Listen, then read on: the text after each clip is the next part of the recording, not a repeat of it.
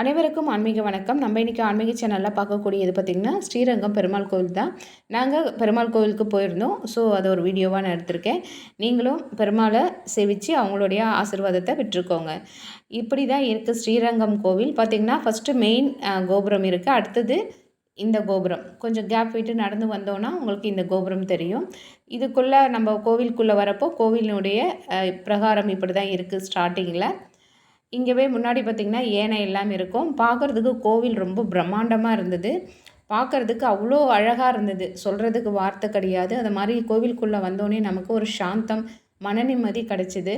இந்த கோவிலை சுற்றி பார்க்குறதுக்கு அவ்வளோ ஆசையாக இருந்தது. ரொம்பவே ஒரு குட் வைப்ஸ் நிறைந்த ஒரு கோவில்னு சொல்லலாம். ஆனால் இது சுற்றி பார்க்குறதுக்கு பார்த்திங்கன்னா டைமே பத்தலைங்க. அவ்வளோ பெரிய கோவில். சுற்றி பார்க்கணுன்னா அப்படியே ஒரு நாள் ஃபுல்லாக ஆகும் போல் இருக்குது. அவ்வளோ பெரிய கோவிலாக இருக்குது. நாங்கள் வந்துட்டு கொஞ்சம் தான் பார்த்தோம். எங்களால் ஃபுல்லாக பார்க்க முடியல.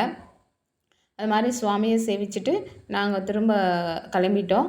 இப்போ பார்த்திங்கன்னா நம்ம பரம வாசல்னு சொல்லிட்டு பார்ப்போம் இல்லைங்களா, பரமபத வாசல்னு சொல்லிட்டு அந்த வாசல் இது தான் ஸ்ரீரங்கம் கோவிலில். அடுத்தது அப்படி பேக்கில் ரிட்டன் திரும்பி இப்படி போனீங்கன்னா அம்பாவை சேவிக்கக்கூடிய வழி தான் இது. இந்த பக்கமாக போனீங்கன்னா நீங்கள் அம்பாவை சேவிக்கலாம்.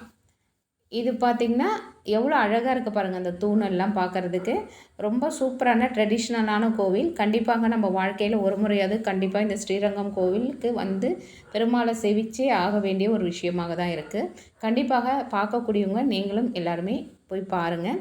இப்போ இது பார்த்திங்கன்னா ஸ்ரீரங்கம் கோவிலுக்குள்ளே இருக்கக்கூடிய ரொம்பவே பெருசாக இருக்குது. இது வந்துட்டு எப்படி சொல்கிறது, ஒவ்வொரு கோவிலுக்கும் தீர்த்த ஸ்தலம்னு இருக்கும் இல்லைங்களா, அதுவும் சொல்லலாம், இல்லை குளம் சொல்லலாம், இல்லை வந்து யாழி, இது மாதிரி எப்படி வேணாலும் சொல்லிட்டு போகலாம்.